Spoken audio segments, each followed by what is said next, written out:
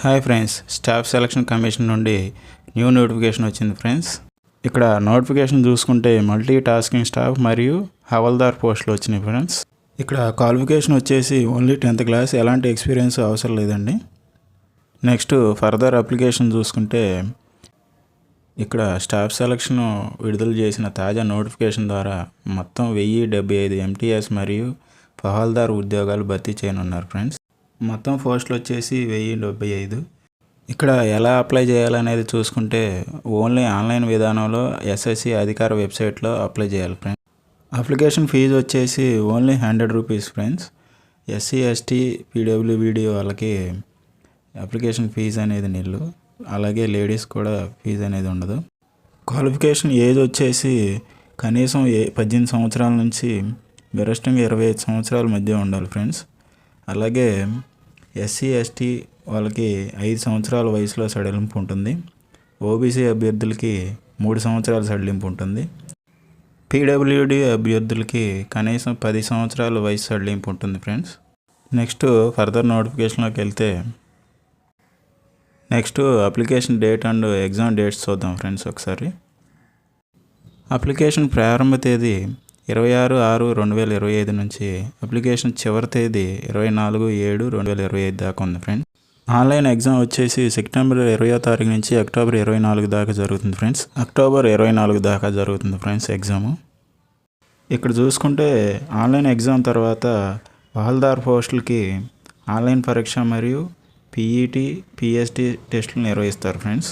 ఇక్కడ హవల్దార్ పోస్టులకి నియర్లీ 26,000 దాకా శాలరీ వస్తుంది ఫ్రెండ్స్. ఆన్లైన్ ఎగ్జామ్కి మనం లాంగ్వేజ్ సెలక్షన్ అనేది తెలుగులోనే చేసుకోవచ్చు. మన రీజనల్ లాంగ్వేజ్లోనే మనం ఎగ్జామ్ రాయవచ్చు, ఎలాంటి ప్రాబ్లం ఏమి ఉండదు. నెక్స్ట్ మనం కంప్యూటర్ బేస్డ్ ఎగ్జామినేషన్ చూసుకుంటే నియర్లీ 45 మినిట్స్ ఉంటుంది ఫ్రెండ్స్ ఫస్ట్ ఎగ్జామ్.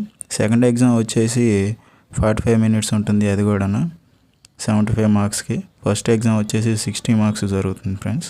నోటిఫికేషన్లో నెక్స్ట్ పార్ట్ చూసుకుంటే నెక్స్ట్ PET టెస్ట్ ఉంటుంది ఫ్రెండ్స్, ఫిజికల్ ఎలిజిబిలిటీ టెస్ట్. ఈ PET టెస్ట్లో చూసుకుంటే వాకింగ్ చేయాలి ఫ్రెండ్స్, రన్నింగ్ కాదు. 160 మీటర్స్ చేయాలి మేల్స్ అయితే. నెక్స్ట్ PST టెస్ట్ ఉంటుంది ఫ్రెండ్స్. ఇక్కడ హైటు, వెయిట్, చెస్ట్ చూస్తారు. బాయ్స్ హైట్ వచ్చేసి 157 సెంటీమీటర్స్ ఉండాలి, చెస్ట్ వచ్చేసి 81 సెంటీమీటర్స్ ఉండాలి. అలాగే ఫీమేల్ వచ్చేసి 152 సెంటీమీటర్స్ ఉండాలి. ఇక్కడ మనం ఎగ్జామ్ రాయడానికి వెళ్ళినప్పుడు ఆధార్ అథెంటికేషన్ అనేది చేసుకోవాలి ఫ్రెండ్స్. ఎగ్జామ్కి 2 hours ముందల అథెంటికేషన్కి ఏం డాక్యుమెంట్స్ కావాలనేది లిస్ట్ ఇక్కడ ఇచ్చాడు. Voter ID card, driving licence, PAN card, passport, వీటిలో ఎలాంటి డాక్యుమెంట్ ఉన్నా మీరు తీసుకెళ్ళొచ్చు, ఆధార్ అథెంటికేషన్ అనేది చేయించుకోవచ్చు. నెక్స్ట్ చూసుకుంటే మనం ఎగ్జామ్ రాయటానికి ఒక ID ప్రూఫ్ అనేది తీసుకెళ్ళాలి ఫ్రెండ్స్. ఈ ID ప్రూఫ్ అనేది లిస్ట్ ఇక్కడ ఇచ్చాడు. పాన్ కార్డు కానీ, డ్రైవింగ్ లైసెన్స్ కానీ, పాస్పోర్ట్ కానీ, వీటిలో ఏదన్నా మనం ఎగ్జామ్ సెంటర్కి ID ప్రూఫ్గా తీసుకెళ్ళాలి ఫ్రెండ్స్.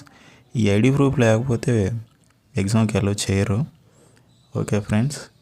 ఎగ్జామ్ సెంటర్ వచ్చేసి మనకి తెలుగు స్టేట్స్లో వచ్చేసి ఆల్ మేజర్ సిటీస్లో ఉంటుంది ఫ్రెండ్స్. గుంటూరు, కర్నూలు, రాజమండ్రి, అలాగే తెలంగాణలో కూడా మేజర్ సిటీస్లో ఎగ్జామ్ అనేది ఉంటుంది.